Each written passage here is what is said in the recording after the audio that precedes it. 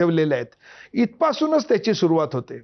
आता या कामगारांच्या बाबतीत एक काय असं ठरवून आम्ही कामाला लागलो नाही. एक दिवशी मी बसमधनं जात होतो आणि बसमध्ये सगळेजण आम्ही नाक दाबून होतो आणि दादरपासून चेंबूरला मी राहतो, तर 40 मिनिटं ती कचऱ्याची गाडी होती कुठेतरी पुढे मागे.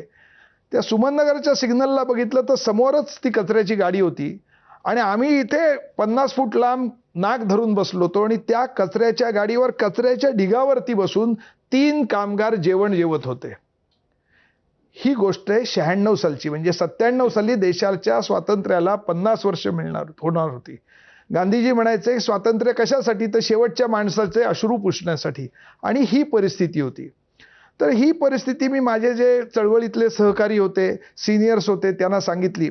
आमचे एक कॉम्रेड भाऊ फाटक म्हणून होते, ते म्हणले की आमच्या पिढीने स्वातंत्र्य मिळवलं, आता हे काय आहे ते तुम्ही शोधा, कोण आहेत ते. म्हणून दुसऱ्या दिवशी आम्ही मोटरसायकलवरनं मी आणि माझे एक सहकारी त्यांचा ट्रकच्या पाठोपाठ गेलो, तर देवनार डम्पिंग ग्राउंडला गेलो.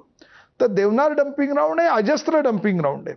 त्याला 2 एंट्रन्स होते. एका एंट्रन्समधनं परमनंट कामगारांच्या गाड्या जायच्या आणि दुसऱ्या एंट्रन्समधनं कंत्राटी कामगार ज्या गाडीवर होते ते जायचे.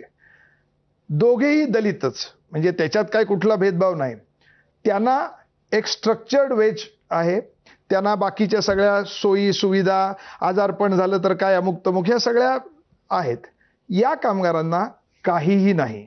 म्हणजे देशामध्ये जेवढे म्हणून कामगार कायदे होते ते सगळेच्या सगळे प्रत्येक कलमासकट पायदोळी तुडवलेले होते. असं नाही की बाई इथे थोडंसं मिळालंय, एकही नाही. किती नाही.